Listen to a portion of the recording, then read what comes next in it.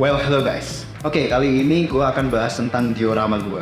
Oke, sebenarnya gue itu baik lagi yang sering gue ngomongin ke kalian semua. Kalau gue itu suka banget kalau action figure gue itu punya cerita. Jadi lebih hidup gitu. Kalau misalkan gue melihat action figure gue tuh kayak, oke, ini gue ngeliat, ini mereka lagi ngapain ya? Mereka lagi ini ya, kayaknya enak kalau misalkan mereka tuh ada ceritanya lagi ngapain tuh. Oke, standarnya langsung aja. Gua terinspirasi diorama ini itu jujur dari manganya Ultraman sendiri. Waktu itu sebenarnya Battle of New York. Yes, Battle of New York, di mana Ultraman Battle of New York. New York sudah diporak-porandakan oleh aliansi alien yang disebut Darkstar, menjadi ancaman bagi planet bumi. Para Ultraman dan alien-alien yang berusaha menjaga kedamaian antar planet muncul membantu untuk mengamankan bumi. Darkstar dengan senjata rahasianya, The Golden Fortress, atau yang dikenal sebelumnya sebagai King Joe, muncul dengan ukuran raksasa, mulai menghancurkan kota dengan sinar lasernya. Perbedaan ukuran yang jauh membuat para Ultraman harus bertarung mati-matian untuk mengalahkan King Joe. Mampukah para Ultraman mengalahkan Deathstar? dan itu sebenarnya salah satu battle ya penting banget di manganya, karena pertama kali Ultraman dari Jepang ketemu juga tim yang di Amerika, ada Ultraman Taro-nya, ada Ultraman Jack. Jacknya di situ juga badannya gede, kayak sebenarnya nggak segede Goldbuster tapi size-nya lebih kayak bulky gitu dia sebagai Ultraman, dan dia nggak sendiri, dia temenin dua pengawalnya juga. Oke, di sini nih sebenarnya ada dua diorama yang bukan dua diorama tepatnya.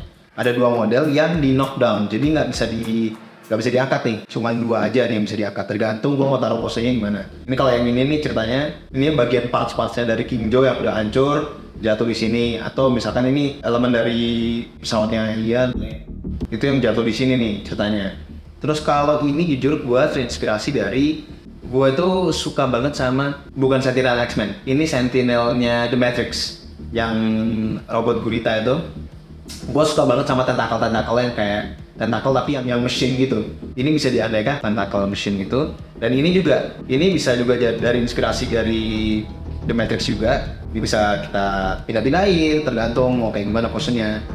Dan kalau yang ini ya basic lah, rentuan gedung itu udah basic. Untuk waktu kita proses pembuatan diorama sendiri, pasti dia tuh ada yang terbang, karena kan ciri khas Ultraman itu kan terbang.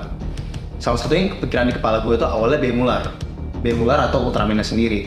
Jadi dibikin buat pasang stand di sini nih, dibolongin di sini aja nih. Dan sini juga ada tulisan juga nih di Tokyo. Gua mau streetnya dibikin kayak zebra cross di Jepang, gua bilang gitu, karena gue suka banget elemen-elemen Jepang itu harus ada.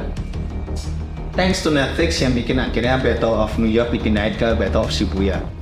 Oke, kita akan posein gimana diorama gua harusnya dipose. Oke? Let's go.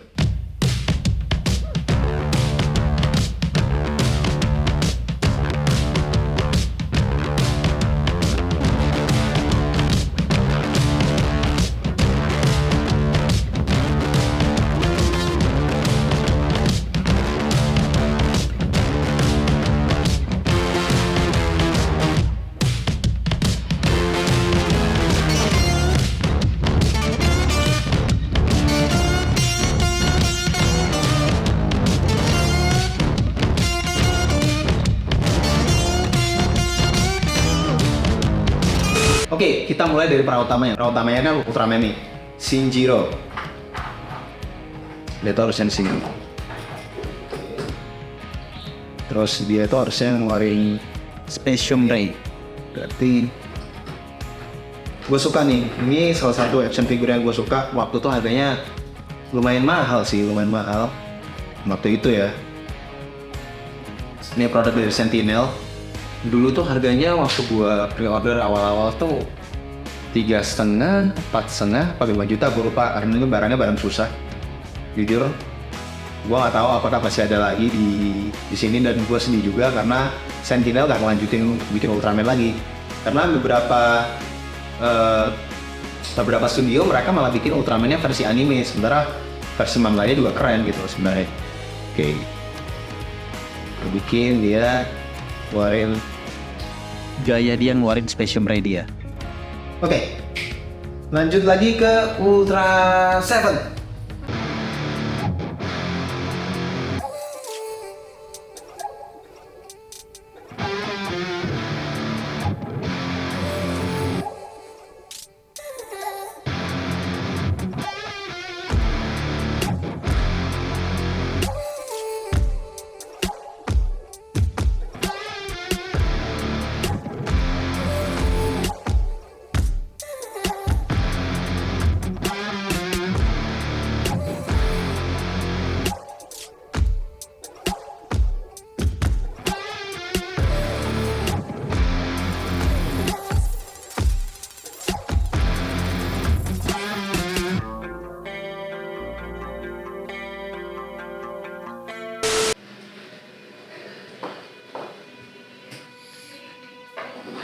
Oke, Ultra 7 sendiri tuh partsnya banyak ya.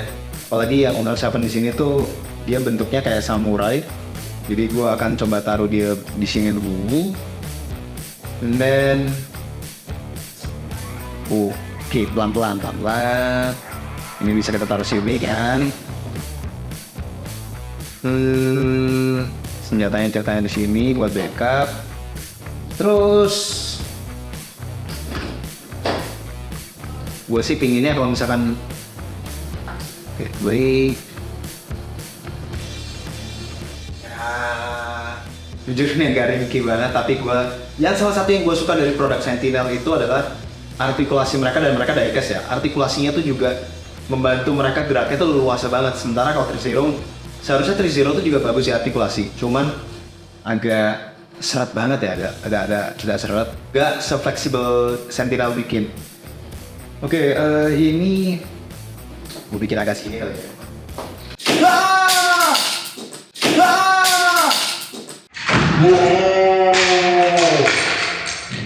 Oke, ini emang dari Ringki nih yang buat Ultra 7-nya.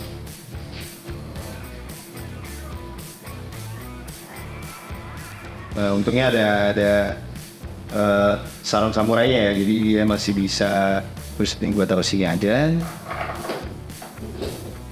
Oke, Ultraman ketiga.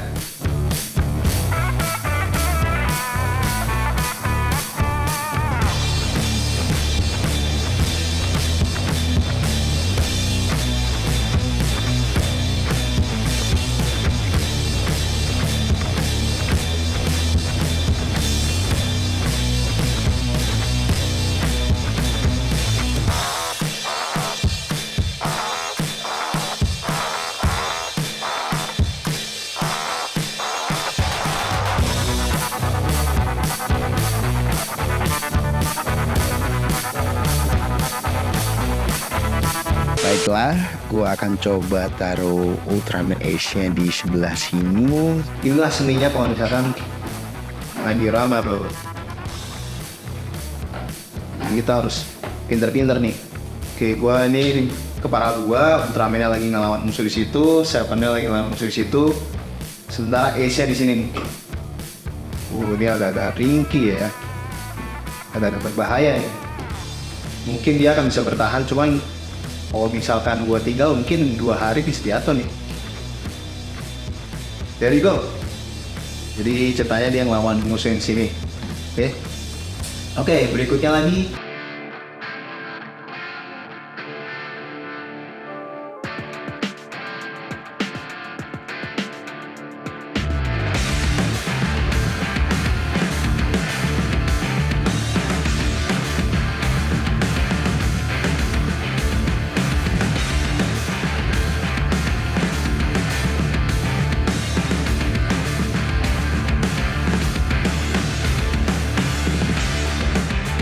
Ultraman 3. Sebenarnya kan Ultraman 3 tuh nggak ada di versi manga atau animenya. Harusnya kan ada Jack sama Taro. Tapi ya berhubung karena Jack sama Taro-nya belum rilis, ya gue pakai apa adanya dulu. Ultraman 3. Oke, jadi kali ini ceritanya Ultraman 3 ya lagi ngelawan musuh di sebelah. Gue masih bingung ini kira-kira enaknya ditaruh mana ya. Biar gak keramaian dengan temuan gitu. Oke.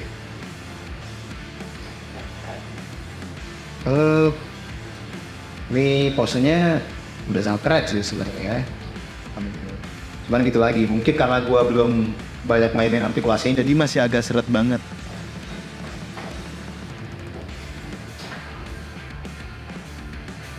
Ini harus agak balance ya, harus balance dulu karena stagingnya kan juga miring-miring. Sebenarnya jadi bebas aja sih, kalau gua mau versi depannya yang ini juga bisa dari sisi sini, atau depannya yang ini bisa juga. Cuman gua ngerasa lebih enak depannya sini karena ada diorama yang ini nih. Jadi ibaratnya kalau gua pajang lebih enak posisinya itu yang kelihatan tuh Ultraman dulu daripada dioramanya. Oke, ini emang ada seninya ya, kalau misalnya mau balancing atau mau posing buat action figure tuh ada seninya sendiri. Oke, yang terakhir. Jadi ya karena baru keluarnya 1, 2, 3, 4 Ultraman kelimanya lebih mulai.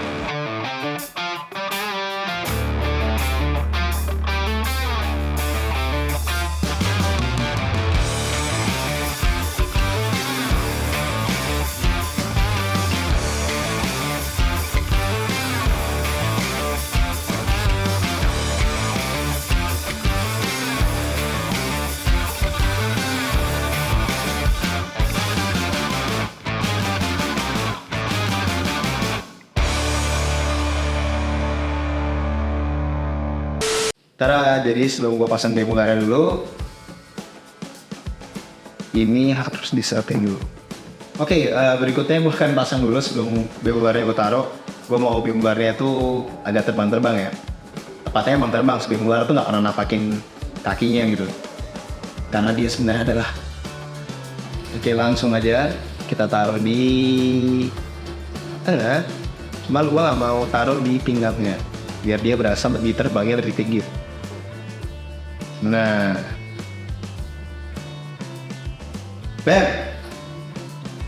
begitulah. Jadi gini aja. Kalau misalkan ini gue bisa pindahin ke sini, bisa pindahin ke sini, atau bahkan gue pindahin ke depan sini juga. Misalnya lagi mau nyerang demolarnya ceritanya, mungkin gue akan tambahin satu ini bisa.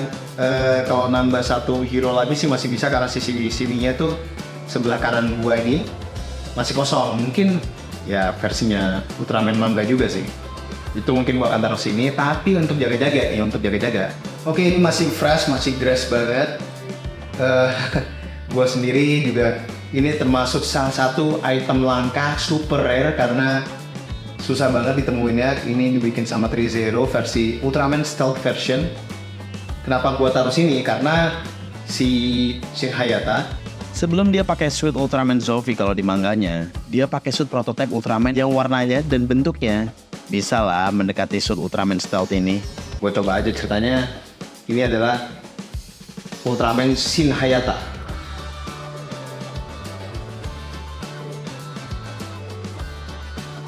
Jadi dia ceritanya membantu Seven di sisi sebelah kanan.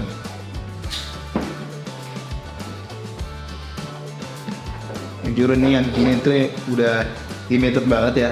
Gua pernah. Ih.